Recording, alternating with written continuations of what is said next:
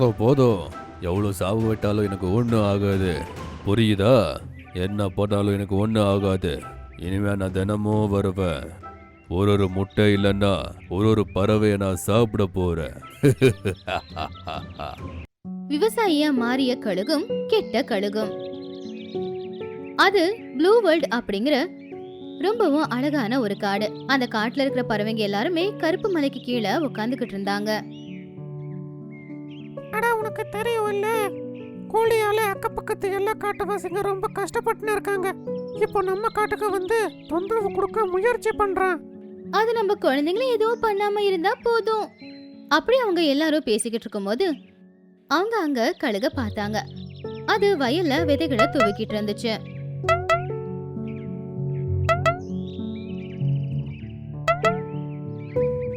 அட மிங்கி கழுகு, நீ இப்பவே பயிரிட ஆரம்பிச்சிட்டியா? சரி, எங்களுக்காக இந்த தடவை என்ன பயிரிட்டுக்கிட்டு இருக்கே நீ?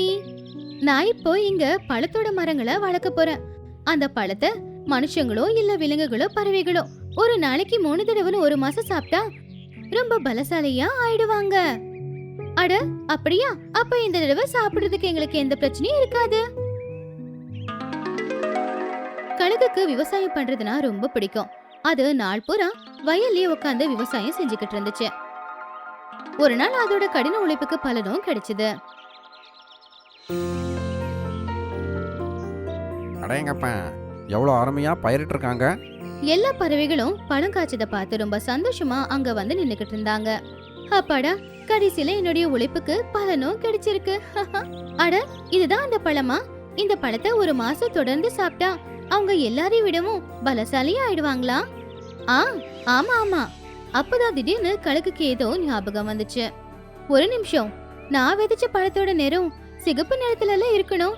ஆனா இந்த பழம் நீல நிறத்துல எப்படி இருக்கு? சிங்கி கழுகு என்கிட்ட இதை கொடுத்துட்டு சொல்லும் போது சிகப்பு நிற பழம் வரும்னு தானே சொல்லுச்சு. அப்பதான் அங்க சிங்கி அப்படிங்கிற இன்னொரு கழுகு வந்துச்சு. மிங்கி கழுகு, உன்கிட்ட ஒரு விஷயம் சொல்லதான் நான் வந்தேன். சரி சொல்லு, இந்த பழத்தை இங்க யாரும் இன்னும் சாப்பிடல? இல்ல, நான் யாரையுமே சாப்பிட விடல. ஏன்னா நீ சொன்னது சிகப்பு நிறம் பழம் காய்க்கும் அப்படின்னு. ஆனா இந்த பழம் நீல நிறத்துல இருக்கு. நான் அதை பத்தி தான் சொல்ல இங்க வந்தேன். நான் உன்கிட்ட ஒரு முக்கியமான விஷயத்த சொல்லவே மறந்துட்டேன். முதல்ல இந்த மரத்துல வர பழம் பாக்குறதுக்கு நீல நிறத்துல தான் இருக்கும். அடுத்த 2 மாசத்துக்கு அது நீல நிறத்துல தான் இருக்கும். யாராவது இத ஒரு மாசத்துக்கு சாப்பிட்டாங்கன்னா அதுக்கப்புறம் அவங்க ரொம்ப பலவீனமா ஆயிடுவாங்க. சரியா? 2 மாசத்துக்கு அப்புறமா இந்த பழங்கள் எல்லாம் சிகப்பு நிறத்துக்கு மாறிடும். அதுக்கப்புறமா யார் அந்த பழத்தை ஒரு மாசம் சாப்பிடுறாங்களோ அவங்க உண்மையிலேயே ரொம்ப பலசாலியா ஆயிடுவாங்க. நல்லதா போச்சு, டைமுக்கு சரியா வந்து சொல்லிருக்க. அப்படின்னா 2 மாசம் வரைக்கும் நானும் உன் கூடவே வந்து சிட்டில தங்கிடுறேன். அப்ப எனக்கும் லீவ் எடுத்த மாதிரி இருக்கும். சரி வா. அதுக்கப்புறமா மிங்கி கழுகு எல்லா பறவைங்க கிட்டயும் சொல்லுச்சு, எல்லாரும் சிங்கி சொன்னதை ஞாபகத்துல வச்சுக்கோங்க. நான் பட்டணத்துல இருந்து திரும்ப வர வரைக்கும் யாரும் இந்த பழத்தை சாப்பிடக்கூடாது. நான் வந்ததுக்கு அப்புறமா நீங்க எல்லாருமே சாப்பிட்டுக்கலாம். சரி மிங்கி கழுகு. மிங்கி கழுகு சிங்கி கழுகு கூட பட்டணத்துக்கு போயிடுச்சு. நாம எல்லாரும் இந்த விஷயத்துல ரொம்ப கவனமா இருக்கணும், சரியா? ஆமா டீனு, நீ சொல்றது சரியா இருக்கு. அதுக்கப்புறமா பறவை அவங்கவங்க கூட்டுக்கு போயிட்டாங்க. சோனுபுரா அதோட கூட்டுல உட்காந்துக்கிட்டு இருந்துச்சு. அதோட பொண்டாட்டியும் சோனுபுரா கிட்ட பேசிக்கிட்டு இருந்துச்சு. அவங்களுடைய கூட்டுக்குள்ள 2 முட்டை இருந்துச்சு. நான் முட்டையை வச்சு ரொம்ப நாள் ஆச்சு. ஆனா இன்னும் உடஞ்சி குட்டிங்க வெளியில வரவே இல்லையே. அண்ணே, ஒன்றும் பரவாயில்ல, அப்பப்போ இப்படியெல்லாம் நடக்கும். அதை பற்றியெல்லாம் கவலைப்படாத. அடேங்கப்பா, 2 முட்டை. ஐயோ, இது கோல்டு. கோல்டி கழுகு பறந்து வந்துச்சு. அது 2 முட்டைகளையும் சாப்பிட்டுருச்சு. கோல்டி, அட வீணா போனவனே, நான் வச்ச 2 முட்டையையும் இப்படி சாப்பிட்டுட்டியே. அந்த கடவுள் உனக்கு தண்டனை கொடுப்பாரு. உன் கை கால் எல்லாம் உடைஞ்சு போயிடும். போதும், எவ்வளோ சாவு விட்டாலும் எனக்கு ஒன்றும் ஆகாது, புரியுதா? என்ன போட்டாலும் எனக்கு ஒன்றும் ஆகாது. இனிமே நான் தினமும் வருவேன். ஒரு முட்டை இல்லைன்னா ஒரு பறவையை நான் சாப்பிட போறேன்.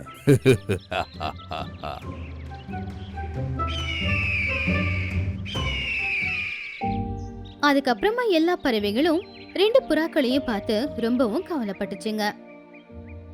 இந்த கோல்டிய பத்தி எனக்கு முன்னாடியே தெரியும். இப்ப இதோட பார்வை நம்ம காட்டு மேல விழுந்திருக்கு போல. நாம இப்ப எப்படி இவங்கிட்ட இருந்து தப்பிக்கிறது? நாம இதுகிட்ட இருந்து தப்பிக்க ஏதாவது ஒண்ணு பண்ணிதான் ஆகணும். எல்லா பறவைங்களும் யோசிக்க ஆரம்பிச்சாங்க. அவங்கள டீனு குருவியும் யோசிச்சுக்கிட்டு இருந்துச்சு. பல மணி நேரம் என்ன பண்றது அப்படின்னு யோசிச்சுக்கிட்டு இருக்கும்போது திடீர்னு டீனு குருவிக்கு ஒரு ஐடியா வந்துச்சு. எல்லாரும் நான் சொல்றத கவனமா கேளுங்க. அது எல்லா பறவைங்க கிட்ட என்னமோ சொல்லுச்சு. அதை கேட்டு எல்லா பறவைங்களும் ரொம்பவும் சந்தோஷப்பட்டாங்க. அடுத்த நாள் கோல்டி கழுகு வந்துகிட்டு இருக்கும்போது, வா, காலங்காத்தால சாப்பிட முட்டை கிடைச்சதுன்னா ரொம்ப நல்லா இருக்கும். இந்த பறவைங்க என்ன ராஜாவா இருக்கிறத விடவே மாட்டாங்க.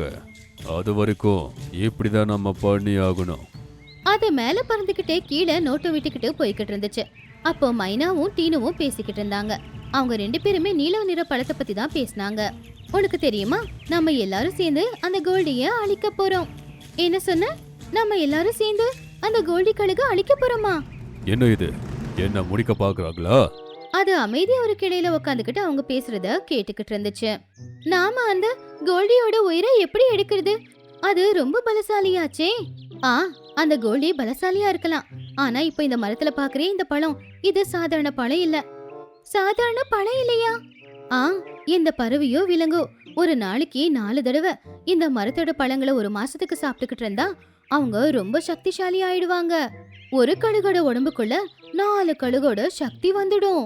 ஓஹோ, அந்த அளவுக்கு சக்திசாலி பழமா இது? இன்னில இருந்து இந்த மரத்தோட பழத்தை நான் 1 மாசத்துக்கு சாப்பிட போறேன். ஏன்னா இந்த மரத்தோட பழத்தை 1 மாசத்துக்கு சாப்பிட்டா நான் ரொம்ப பெரிய சக்திசாலியா ஆயிடுவேன். அதுக்கப்புறமா அந்த கோல்டி கழுக நான் நிரந்தரமா அழிக்க போறேன். அந்த கனவு கனவாவே இருக்கட்டும். இப்போ நான் தான் இந்த உலகத்தோட ரொம்ப சக்திசாலியான கருடன். அன்னையில இருந்து கோல்டி கழுகு தினம் 4 தடவை அந்த காட்டுக்கு வந்து அந்த பழங்கள்ல 4 பழத்தை சாப்பிட்டுக்கிட்டு இருந்துச்சு.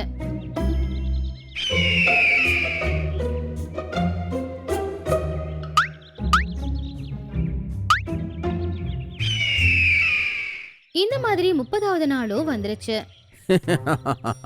அன்பான நண்பர்களே, வாங்க. கோல்டியோட குரலை கேட்டு எல்லா பறவைங்களும் பயந்துட்டாங்க.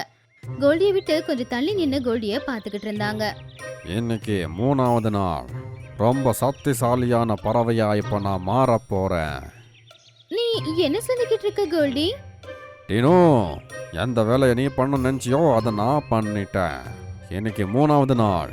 இந்த பழத்தை சாப்பிட்டு உங்க எல்லாருக்கும் நான் ராஜாவாக போறேன். இல்ல கோல்டி, அப்படி பண்ணிடாத. நான் பண்ணுவேன். அப்படி சொல்லி கோல்டி ரொம்ப வேகமா 4 பழங்களை சாப்பிட்டுச்சு. வா, இன்னைக்கு எனக்கு ரொம்ப சக்தி இருக்கிற மாதிரி ஃபீல் ஆகுது. அப்படி அது சொன்னதுமே எல்லா பறவைங்களும் பயங்கரமா சிரிச்சாங்க. அப்போ மிங்கி கழுகும் அங்க வந்துருச்சு. அட, இந்த கழுகு இங்க என்ன பண்ணிக்கிட்டு இருக்கு? ஓஹோ, கழுகு மறுபடியும் வந்துச்சா? வா வா, ஏன் முன்னாடி வந்து மண்டையிடு. உனக்கு என்ன பைத்தியம் பிடிச்சிருக்கா? ஒழுங்கா இங்க இருந்து போயிடு, இல்லனா நான் உனக்கு ஒரு நல்ல படத்தை கத்து கொடுக்க வேண்டி இருக்கும். நீ எனக்கு பாடத்தை புகட்டுறியா? எனக்குள்ள இன்னும் 4 கழுகு சக்தியெல்லாம் வந்திருக்கு. இப்ப காட்டுறேன் பாரு. அப்படி சொல்லி கோல்டி அந்த கழுகு தாக்க ஆரம்பிச்சதும் அந்த கழுகு கோல்டிய தாக்கிடுச்சு. ஆ ஆ ஆ ஆ. கழுகு கோல்டிய போட்டு பயங்கரமா அடிச்சது. அது வலி தாங்க முடியாம அப்படியே தரையில வந்து விழுந்துருச்சு. அட, என்னோட சக்தியெல்லாம் போயிடுச்சே. என்ன நடக்குது இங்க? அப்ப பறவைங்க எல்லாருமே கோல்டிய பார்த்து சத்தமா சிரிச்சாங்க.